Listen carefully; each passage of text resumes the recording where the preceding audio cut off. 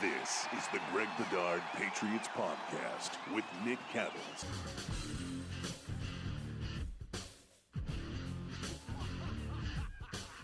We're back and we're back in business. It is the Greg Bedard Patriots Podcast with Nick Cattles. I'm back. I'm currently, for people watching the video, I'm currently in an Airbnb in Sacramento, California. It has been a heck of a move. I don't need to get into details, but it's been a heck of a move. I still do not have a house. We're in contract though, Greg. We're hopefully like 2 weeks away. And the biggest difference is that my man Greg, he has done some he's done some work and he's lost some LBs. That's how long trim. you've been away, man. You've been away so long that I lost a 12-year-old. So yeah, I mean, thank God.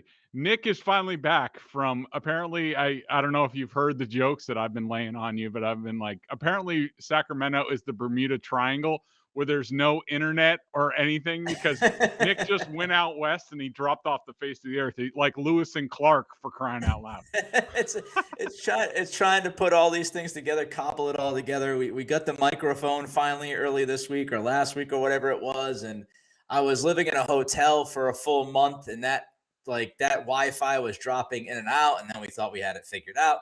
So again, I'm at an Airbnb now for the next couple of weeks, but we are ready to move into a house. We're in contract. We got the appraisal yesterday, so hopefully, fingers crossed, in the next week or two, I'll actually be in a house with my podcast room and the microphone I usually use with actual good headphones and all that stuff. But I am here. I'm pumped.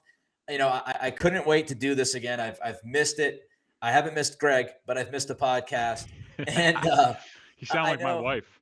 I know Greg wants my quick thoughts on the end of the season before we start to talk about Josh Allen, and has Greg Bedard actually changed his tune on Josh Allen? We'll get to that in a couple of minutes, but first, my thoughts really quickly here. Really, Greg, it's stuff that we've talked about before the season kicked off, stuff we talked about early in the season. It came back to bite the Patriots. I mean, you look at the lack of a true number one receiver. I remember our conversation about Julio Jones. And listen, you nailed that puppy, by the way. Julio was not Julio. You saw it on film. You said it. You were right. We talked about OBJ. I thought OBJ was worth the risk. I'm not telling you it would have worked out as great as it worked out with LA, but I think the proof's in the pudding. The Patriots could have outbid anybody. They decided not to. I think that bit them in the ass eventually. So the lack of that true number one receiver who could get open when everything else was bothering this offense, Mac just didn't have that guy.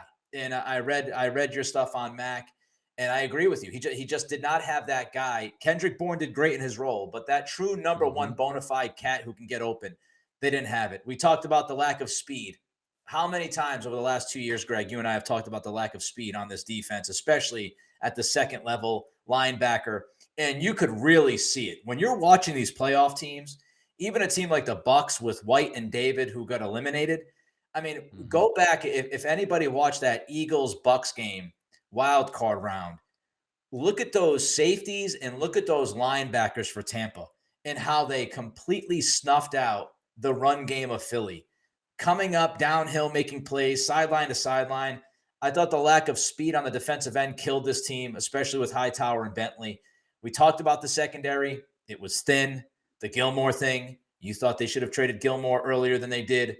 And we talked about Jalen Mills being the number two guy. Neither you nor I were confident in the depth of this secondary. That hurt them. And the one thing I would say, though, the coaching issues. I mean, the last time we spoke, it felt like, this team, I think, went 1-4 since I've been gone. It felt like, right before I left, I believe they were coming off that Buffalo win on Monday night. And it felt like the coaching staff had righted the ship. And then we started to see some of the things we saw early in the season. And it was rather obvious to me that the coaching staff wasn't as good as it has been in past years.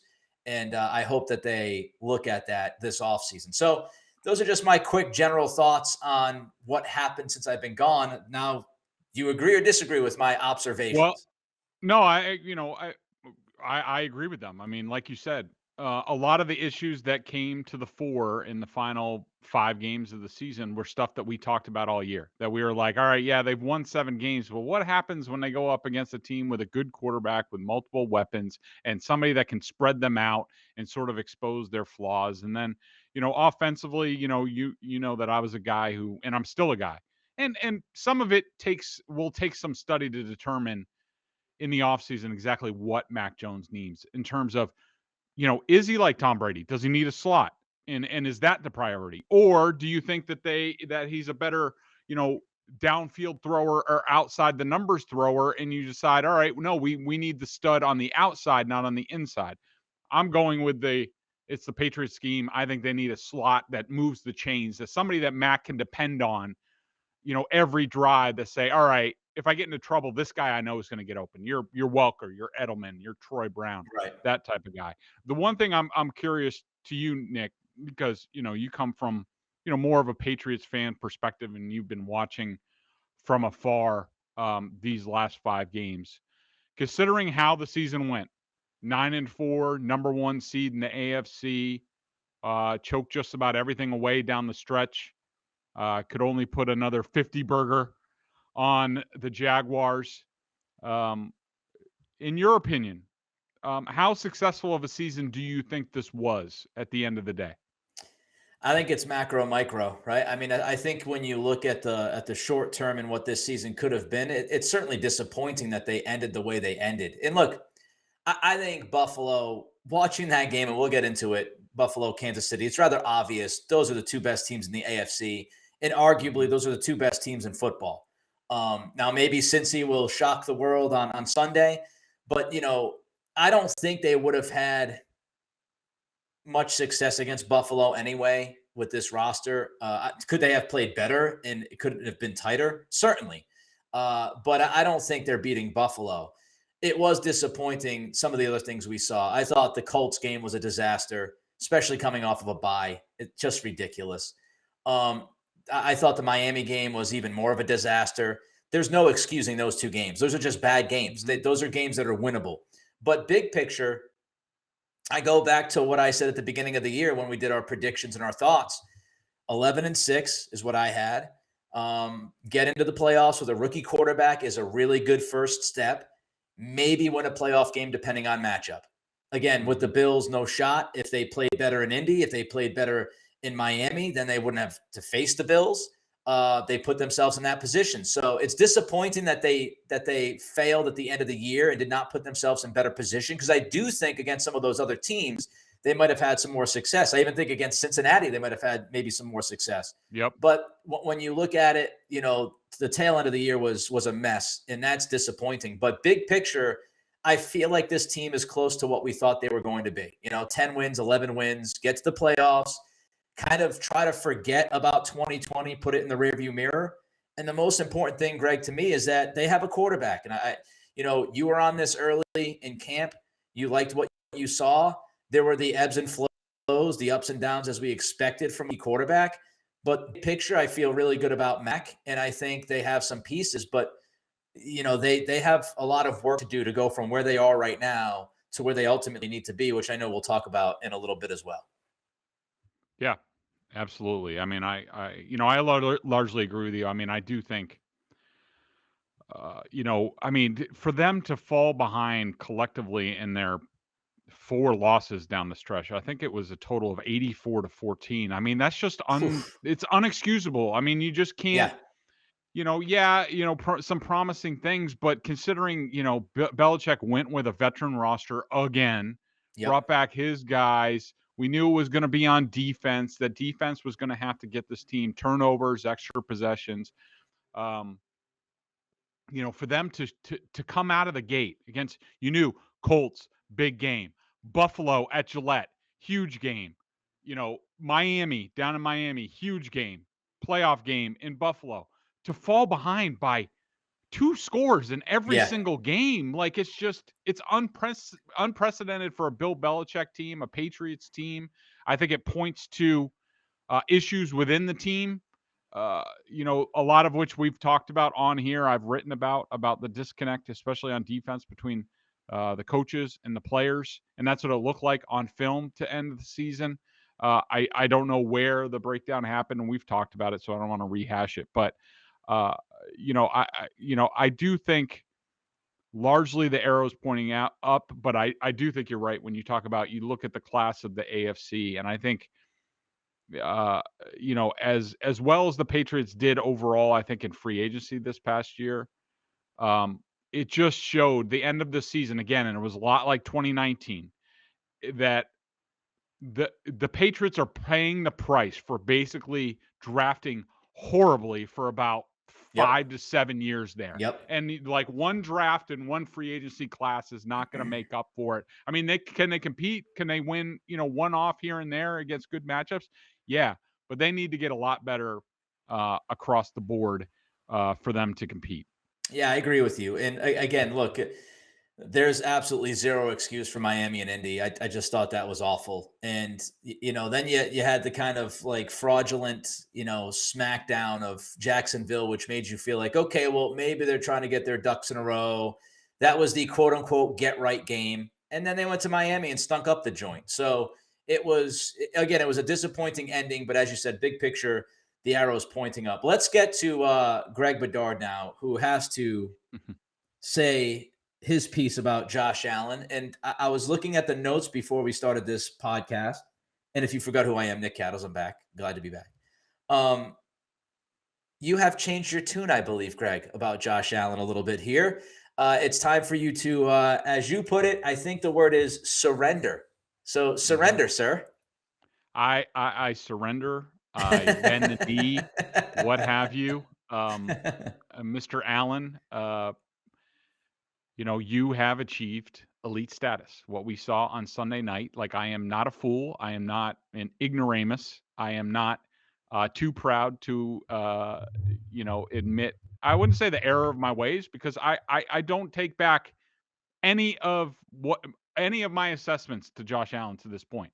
I think he, like I said before, and why I hadn't put him in elite status, I viewed him very much like Andrew Luck, which certainly capable of great moments.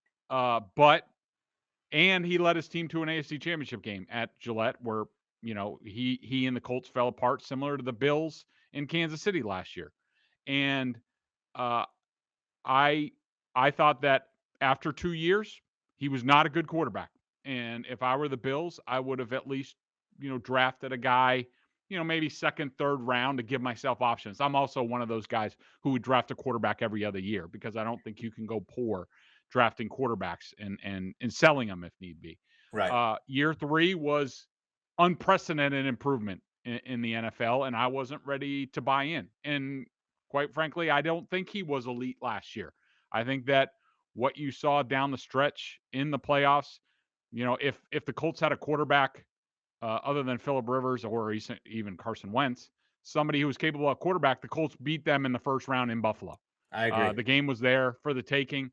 The Yep. divisional game, he tried to give it away, got lucky there, and then finally caught up with him in Kansas City. And then this year, he was very up and down. He was not anywhere close to the MVP of the league, halfway point. The Bills were not winning because of him. And he was still making a lot of the same mistakes. And then, we talked about it on here, they had the win game against the Patriots. He could have, if he was great, he would have made a play to win that game. He didn't. Okay. Go to the next week. They fall behind 24-3, I think it was, to the Bucs at halftime. And you're just like, and he was part of the issue through a bad interception or two in that game. And you're just like, it's the same Josh Allen. And then the second half against Tampa, watching that, to me, was the most impressive stretch of football I had ever seen Josh Allen play. He basically took the team on his back. And Yep. I think the Bills realized some things too. And I think that second half proved to Dayball and Sean McDermott that, you know what, we can put more on his plate.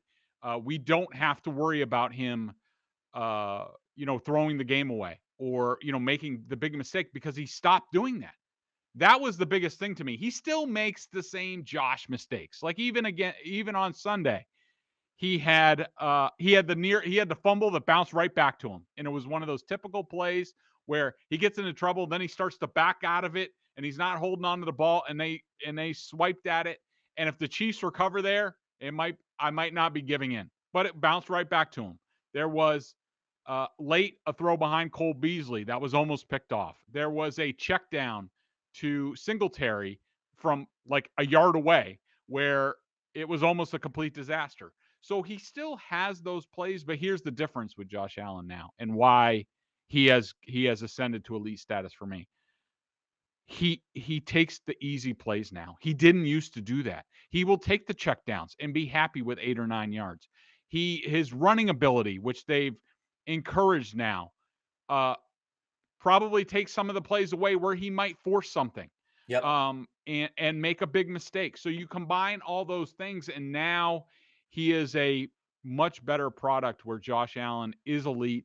He's going to be trouble for the Patriots. It's one of these off seasons now where Bill Belichick and his staff need to sit down and they say, all right, look. And I think Bill recognized this too. I think Bill and I were in alignment on how we felt about Josh Allen for a long time, probably until the Gillette game this year. And Bill went into the Bills locker room, probably largely to go in there to tell Josh Allen, and we heard Josh Allen, basically told him like, we couldn't stop you and stuff like that, even though a lot of that had to do with the Patriots and their current constitution. But, I think Bill bent the knee also going to the locker room and saying that he's like, you know what, you're no longer the same guy. And, hats off to you. So I think Bill realizes now, I'm going to have to figure out in the offseason how we're going to match up with the Bills and Josh Allen because he's not going away. He's now elite. He's big trouble, and he's the best quarterback we've ever faced in the AFC East. And it's going to cause us a lot of thinking and scheme development and personnel decisions because they're going to need to stop that guy. Yeah, I mean, Josh Allen has been really difficult to break down as somebody who watches a lot of football like you do, Greg. And, I've watched my fair share of football over the last few years. And he's been difficult because, as you said, he does have these up and down moments. And within games from week to week, I mean, even at the, towards the tail end of this year, everybody wants to point to the New England game, which I think is easy pickings because we saw it happen again in the playoffs. But against the Jets, he wasn't very good. Against the Falcons, he wasn't very good. Against the Jaguars, he was awful. So there are these games that he just looks bad. And there are plays that he looks bad. I think the difference is this. We've got to learn and adjust our point of view about quarterback play in the NFL. And what I think is happening here is the nature of the quarterback position has changed over the past couple of years, and guys are more willing to take risks, and guys are told to take risks, and guys who run the football and extend plays by their nature take more risks. There's not as many quarterbacks, stand in the pocket guys that we see. Like, even Mac Jones at the end of the year, one of the changes we saw was he was actually breaking contain a little bit and rolling out and making plays. He did it against Buffalo in the playoff game a couple of times. So I think what we have to learn now is that these players, these quarterbacks that are coming into the league, they are more willing to take on risk. And with that risk, they make some boneheaded plays. And even Mahomes at times makes boneheaded plays. I mean, last year, I think he had like 15 to 18 interceptions dropped. Let's not forget that for like a full month and a half this year, he wasn't very good. So I think even the best of the best, the way they play the game now opens themselves up for error. And so we have to adjust what we see as an elite quarterback. Elite quarterbacks nowadays, they will make mistakes that we didn't see elite quarterbacks make as often years ago. It just kind of goes with it. And the more that Allen runs and the more that he's given the, right to run that offense and extend plays like he does, he's going to make some stupid plays. And I agree with you. I thought there were 2 or 3 of them against the Chiefs, especially that pass to Singletary, just a disaster. I think it was supposed to be a screen. He should have thrown it at the feet of the running back or straight down into the ground. And he still tried to complete the pass, which he miraculously did, but it didn't end up being a turnover. That's one of those plays where you look back and if he makes it, if he doesn't make it and it's a turnover, you go, oh my God, there's Josh Allen again. That's just going to be part of his game. The one thing I will say before we jump to a couple of other things we want to discuss today, especially Mac Jones, and the Patriots and what they need to do to combat the Bills and everything. Josh Allen is elite. Sean McDermott, it doesn't sound, Greg, like you're ready to bend the knee for Coach McDermott. No, and look, I've sort of fluctuated on Sean. I've always had a great deal of respect for him and the way he's gone about his career and how he's built his career and built the Bills with Brandon Beane. I knew as soon as they got hired there, I was like, that's a good combo that they got going up there in Buffalo, and that's come to fruition. Now, I don't love McDermott, his sideline antics, and all he does is complain about officiating after every play, or he's running over to pick up Josh Allen, but mostly is bitching at the officials. It drives me crazy. But what happened at the end of the game with the Chiefs, to me, that the Bills lost that game leading with 13 seconds left, it's solely on Sean McDermott. Yep. He lost the game for the Bills. You have to. Everybody knows it. This isn't hindsight. Anybody who knows anything about football knew in the moment that when it came to it, you're thinking, all right, well, they have to kick the ball and play. And, either you squib kick it or you pop up a kick around probably like the 10-yard line where you make them, well, if they're under orders of fair catch, fine, fair catch it at the 10-yard line. If no time runs off the clock and they're at the 10-yard line, you're okay. But most coaches would have squib kicked it and made them run 3 or 4 seconds off the clock, where you're only getting, you might not get 2 plays, and they certainly wouldn't be the ones that they just dealt with, that the Tyreek Hill and then the Travis Kelce play. If you get it if they have it with 9 seconds left, now they need to probably go to midfield from about the 30, say. They need to pick up at least 25 yards. They probably only have time for 1 play, really, and you can defend it differently. So that to me was a complete coaching blunder. I don't like how he just said something about execution. The kicker didn't look like he had any thoughts about popping up the ball. He just kicked the crap out of it. He's the head coach. He's in charge of that. And then, even with what happened, he took a timeout before each of the plays that the Chiefs ran. Great. Get on the same page. How does that not entail paying special attention to Tyreek Hill, number one, and Travis Kelce? How are you not bumping the guy? How are you not doubling Tyreek Hill? How are you not, whatever? But to set up your defense, and that's the head coach's responsibility, don't leave it on the coordinator, not in that circumstance. For them to just be bad on 3 consecutive plays to end the game and keep the team from going to AFC Championship game, to me, it's 100% on Sean McDermott. I agree with you. I thought it was a collapse by the coaching staff, and Leslie Frazier also needs to be brought into this thing where, I know there's questions about rushing 4 at that point in the game. Is it necessary to rush 4 guys? And some of the other things that they did, the squib kick was the most obvious, but yeah, I mean, and that's, it drove me crazy about the overtime thing. People were throwing it out there about the coin flip. Listen, I know the overtime rule isn't great, and, could we try to tweak it to make it better? Sure. But don't give up a 75-yard touchdown drive in under a minute. Don't give up a 44-yard field goal drive in 13 seconds to push it into overtime. And then the last time I checked, when they flip the coin, they don't then turn to the team that wins the coin toss and say, congratulations, you just won this football game. You can actually go out there and play defense and try to force them into a field goal and not give up a 75-yard touchdown game-losing drive. So I just think the overtime conversation and the coin flip conversation bails out the defense. And we need to talk about, hey, look, you do have an opportunity to not give up a touchdown in overtime and get the football back and win the game. And Buffalo's defense, which was, I think, the number 1 scoring defense in football this year, they fell apart in the final 3 minutes. That's just what happened. And that's on Frazier and that's on McDermott.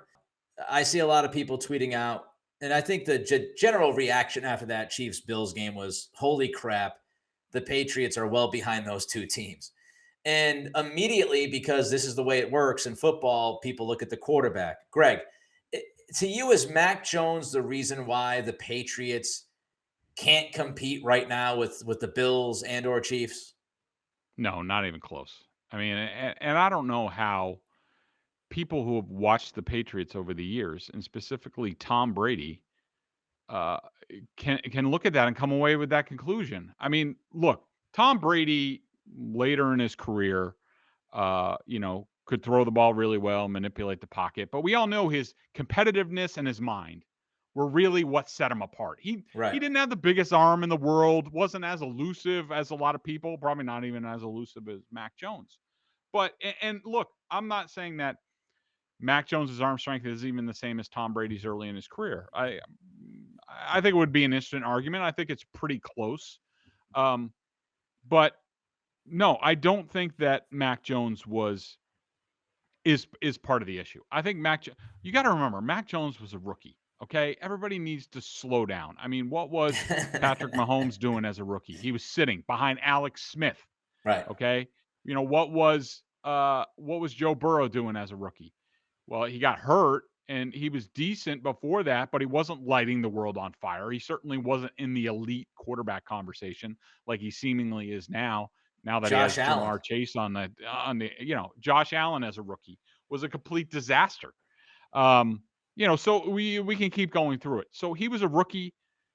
He basically was going nonstop from the national championship, Alabama season, all the way through this season. He's barely had a break. Probably hasn't had much time to hit the weight room and all that stuff. I think Mac Jones is just fine. I think his arm strength is fine. There haven't been many times, a few times, and I wonder about him in the wind. But again, he's a rookie where I'm like, all right, maybe that's a little bit iffy. But there were, the game in Buffalo, not the game in Buffalo. Yeah, the playoff game in Buffalo. I'm sorry. I thought Mac Jones played really well in that game. I was agree with really you. encouraged by what he did. Yep. I mean, that throw to Nelson Aguilar 9 times out of 10, it's a touchdown, or at least it's just knocked away. The safety made a tremendous play, but it's 0 degrees outside, and he put it on the button from about 45, 50 yards away. There were other throws. His first throw of the game was on the other hash mark, and he throws a comebacker to Kendrick Bourne. That's an NFL level throw. It's not somebody with a pop gun arm. Will it get better? Yes. I've covered guys. Like, I remember covering Matt Flynn with the Packers, who went on to sign a big money deal with the Seahawks, got, taken over by Russell Wilson. Yep. But you want to see a quarterback without an NFL level arm? That's Matt Flynn.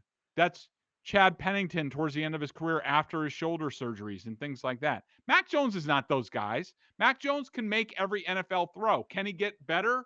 Can he get probably 20 to 25% better on those over, as he ages in his career? Yeah. To me, the Patriots falling behind in the AFC is not about the quarterback. And I hate people making it the NBA. Well, you need this guy, you need that guy. Well, Patrick Mahomes doesn't win all the time. Patrick Mahomes, Josh Allen doesn't win all the time. He can be defensed by the Panthers and the Falcons and the Jaguars. Why? Because they're faster on defense. And They can, at times can cover people and can get after the quarterback. So to me, this is about, like you said, I think that the when you look at the NFL game, what you have to understand is what happens in college is going to come to the NFL eventually. Yep. I don't watch very much college football. I know Nick probably watches a lot more. But since when do quarterbacks dominate the college game? They don't. What dominates?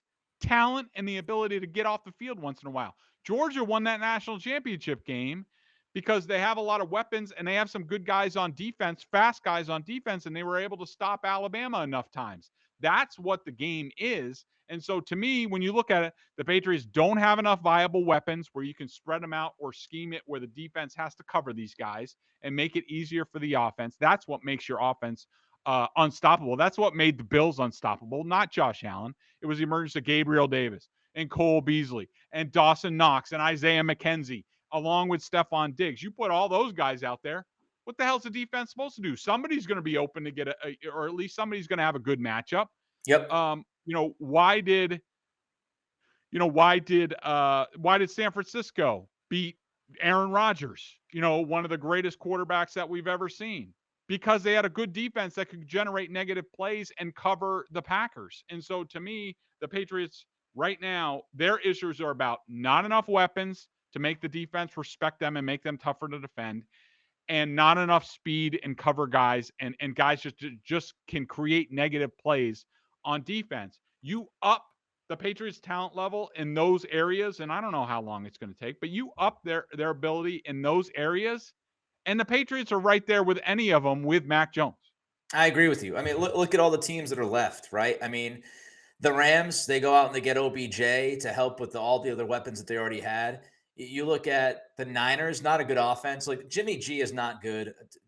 We stop with the Jimmy G. All he does is win stuff. Yeah, all he does is win when his special teams comes up with 4 miraculous plays in a playoff game, when his defense is playing out of their minds, when they can run for 200 yards. Yeah, he wins because he stays out of the way long enough. But they have Deebo Samuel, who to me is one of the best offensive players in football. When you look at, obviously, the AFC, Jamar Chase going to the Cincinnati Bengals changed that offense, even though I still would have liked them to pick an offensive lineman, and their O-line is trash, and they gave up 9 sacks last weekend. They still have Chase. And we all they would have lost. Happens. And by the way, they would have lost to any team with a decent quarterback and not Ryan Tannehill being god awful. 100%. And when you look at the Chiefs, we know what they have. They've had it for a few years now. So, yeah, you've got to up the level of talent. And that's going to be the chore for Belichick, which we'll get into in a minute with the member question of the day. I do think a lot of that's going to come from the draft. I don't think we should expect spending spree after spending spree. Last offseason, I think, will be the anomaly because it was a must.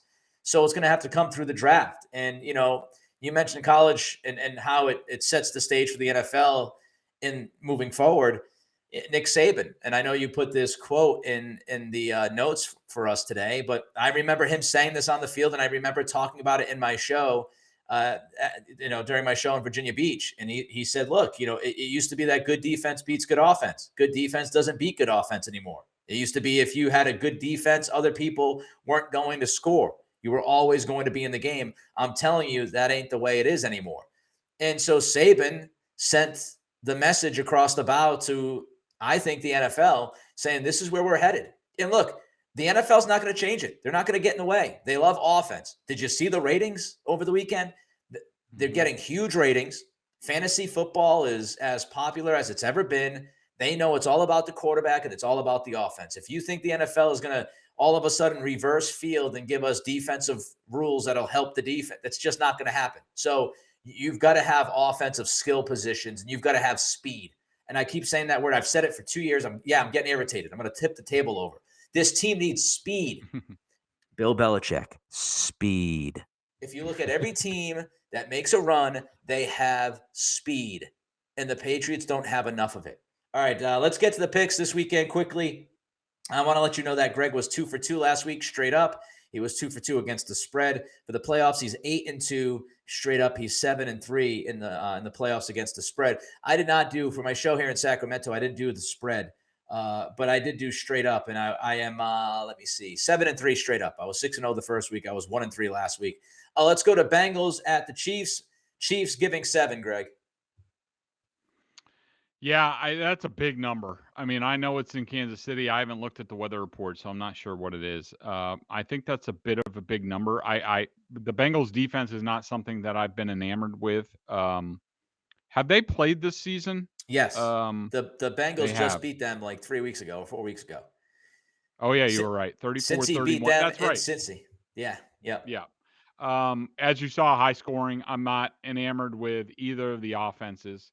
But I think that Burrow being, relegated to the pocket, really helps Spagnuolo. I think, we didn't see Spagnuolo, the Chiefs defensive coordinator. It's funny because my son had a hockey game, the night of the KC game and the Bills game. And so I was listening to it a lot on radio, and I was telling my wife and son, I'm like, watch, Spags is going to zero blitz here. It's going to be, and he never really did that. Yeah. And because of Josh Allen, I think he's just afraid, and they couldn't cover everybody. If they did zero blitz, somebody was going to be open. But I think that's back in the arsenal for KC in this game. I think he looks at the 9 sacks and says, I'm just going to come after them. I'll figure out, we'll double chase. That's what the Titans did and largely took care of them. And like I said, the Bengals should have lost last week if Ryan Tannehill was just average in that game.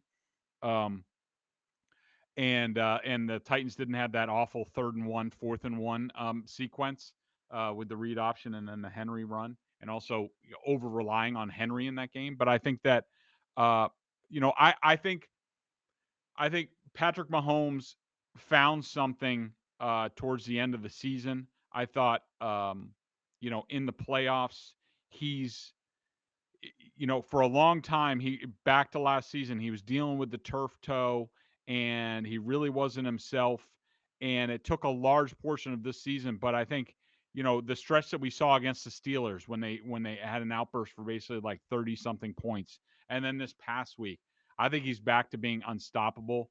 I don't like the Bengals. I don't like their defensive scheme. And I think Spags will go over them. So I'm going to go with the Chiefs. I think they're going to win big in this game. So I am. What am I taking the points? Or you're giving the points. I'm giving the points. Yeah, you know more about this stuff than I do. I'm giving the points. I think the Chiefs win by double digits, like 10 to 14 points. I mean, I was going to say Chiefs by 10 to 14. You pretty much took everything out of my mouth. So Spagnuolo, I think, is going to blitz. He's going to be aggressive. As I said, Cincinnati, I think, gave up. They were in the bottom 5 sacks given up this year. The offensive line stinks. It stunk last year. Mhm. It stinks this year, maybe even worse than last year. The only reason why the Bengals won that game, as you said, was Ryan Tannehill. Look back in history. How many teams win when their quarterback gets sacked 9 freaking times? I did the math. I think on my show this week, I did the math. So 80 yards. The Bengals had to drive 80 yards for 9 points in that game because of all the field position that Tannehill gave them. They had like a 39-yard drive, a 22-yard drive, and like a 15-yard drive or something like that to get 9 points. And then they had one Jamar Chase catch for 57 yards, which set up another field goal. So when it's not Chase killing you deep and it's not, turnover after turnover, I think the Chiefs will get after Burrow. I think he'll make some plays. I think he'll also give up some plays and throw a pick or two. And I don't believe in the Cincy defense, especially on the road against Mahomes. So give me Chiefs 10 to 14. 49ers at the Rams. Rams minus 3.5. And the interesting backdrop to this game, Greg, is that Kyle Shanahan has beaten Sean McVay. I think it's now 6 straight times.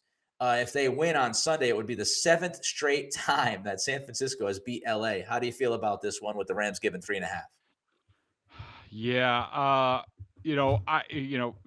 tough to beat a team 3 times in a year. I think that while I do not love Matthew Stafford, and I did think he played, well for him last week against the Bucks. I don't think he'll be as good in this game. I just, I don't like Jimmy against this kind of pressure, against some of the coverage that the Rams can generate. And what is the spread? It's 3.5. Yep. So I'm gonna take. I'm gonna. Am I laying the points? I'm gonna go with the Rams by a field goal. They don't cover the 3.5. No, so you're taking the points. You're taking the. If you were taking the Rams, you're laying the points. You're giving the points. Okay. Yeah. I think. What'd you say? Rams by a field goal? Yep. Yeah, I hate you. I was going to say the same damn thing. I swear to God, we're right on the same page. I thought, I picked the Niners. I picked the Rams last game. It was week 18. These teams just played in week 18. And the Rams got out to like a 17-zip lead. And the Niners defense stepped up and they played better. And somehow, some way, the Niners were able to create some offense with Deebo Samuel in the run game. And they came all the way back from 17. And it went into overtime. A bunch of crazy things happened in that game. I do think the Niners defense will keep this close, but I think the Rams are just too talented. And I think OBJ is better than he's ever been over the last 2 or 3 years. I think getting out of Cleveland did him wonders. And I just think the Rams will end up winning, but I think they do win by a field goal. I think it'll be a tight game. I think it'll be a physical game, but give me the Rams by 3. BostonSportsJournal.com member question of the day. BSJ, $39.99 on the annual plan. Not only do you get top-notch analysis of all the Boston Pro sports, I was going to say there's our graphic right there. Nice little graphic at the bottom. But if you're a Patriots junkie, and if you're listening to this podcast, you are. A membership at BSJ gives you access to a ton of video analysis that Mr. Bedard does on coaches film and direct access to them in weekly chats. Greg, we've got about 2 minutes Do we have confidence that GM Belichick can restock this roster through the draft, free agency, and trades? Based on his performance over the last 6 years, I have my doubts. And who is I? I is Dr. Doug 49. Well, Dr. Doug, who he comments a lot on BSJ. I would say that he tends to come from the pessimistic side of things. Just to put that out there. I think that there's a couple of factors that come into play with this Dr. Doug. I think that number one is Dave Ziegler still here because he is a strong candidate for the Raiders. Yep. That could also mean Josh McDaniels. And just to give people a quick update there, the last I have heard, McDaniels is still in sort of fact-finding mode on that. Obviously, the Raiders hire, and they're still going through a bunch of interviews. I think they're having Todd Bowles in tomorrow. I think the Raiders. They've been talking to everybody, GM, coach, whatever. They better ask Bowles how he could leave a safety one-on-one against Cup at the end of a playoff game. Anyway. Yes.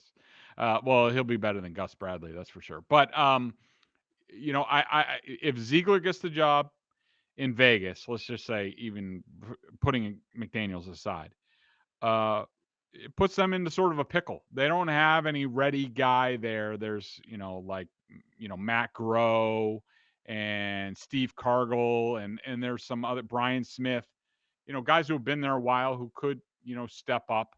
I don't think any of them are ready for that role. There has been increasing whispers that if something happens, maybe one of their former executives, like a Scott Pioli, wants to get back into the mix and could be back. I think that's the best case scenario for the Patriots. But if Ziegler stays or they get somebody that is strong-willed and will stand up to Belichick and have a strong opinion, then I think they have a good chance to keep going. Now, is it going to be 1 year? I just want to see. Look, they took a step this year. They did. Yep. And they, there's more talent in spots than there were a year ago. They need to take another step this year. Some guys who's not going to be back, who is going to be back.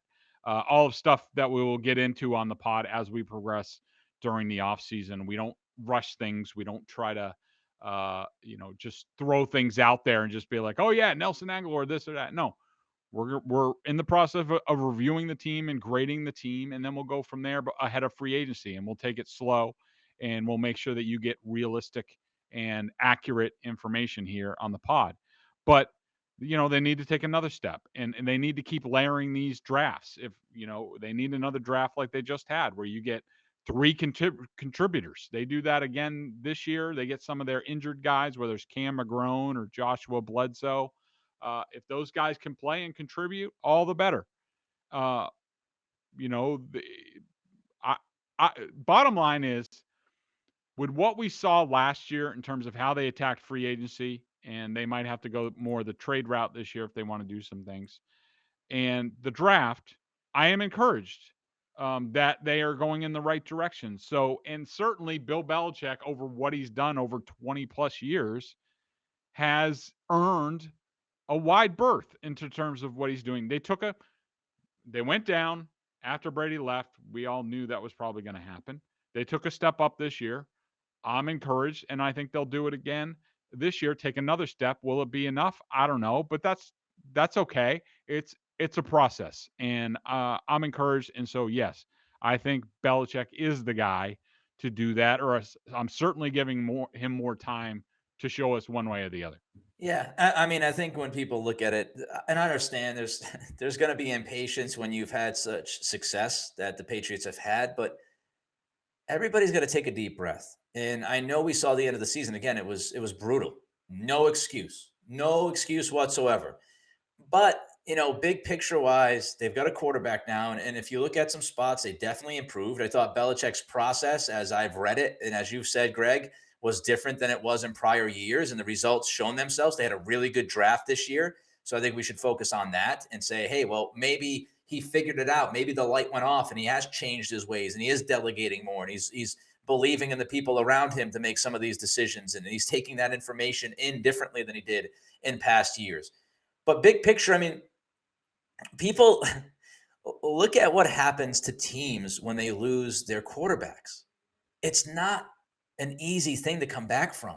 I mean, even Indy Mhm. lost Rivers, and they had a drop off with Wentz. Look at what happened, to New Orleans this year without Drew Brees. Even though Brees wasn't great anymore, it still hurt them. Let's see what happens in Pittsburgh without Ben Roethlisberger. It's a very difficult thing to come back from losing a guy, and the guy that the Patriots lost was the greatest of all time. And to be back in the playoffs this year, no matter how the season ended, that's a win, because not many organizations would be able to flip and come back the next year and get into the playoffs after what happened with Brady. And so let's see if they can build on that. It's not to say that will allow Belichick to do whatever he wants the next 3-4 years. And if they suck, let's all be happy about it. That is not the point. Don't get it twisted. The point is we saw some gradual improvement this year. And I think people should take that as a good sign and see if they can build off of it. And if they can't, we'll criticize them. But I do think they made the moves and they got better, and we'll see if they can do it again this offseason. It's not easy in the NFL to go from where the Patriots were to out of the playoffs to back to the playoffs the very next year. And that's what they did. So we'll see if they can build it. Greg Bedard looks like a different guy. He's trim. He's looking good. He's lost, as he said, a 12-year-old from his body. You're looking great. And we're doing this podcast now, coast to coast. The Greg Bedard Patriots Podcast with Nick Cattles is now officially coast to coast. One guy is on the East Coast, one guy's on the West Coast. I am so happy to About be to back. hit by a huge storm on Saturday, by the way. So screw you, Cattles. I will not bring up the weather. I will not anger people. I will not bring up the weather. But it's great to be back. He is Greg. I'm Nick. This was the Greg Bedard Patriots Podcast with Nick Cattle.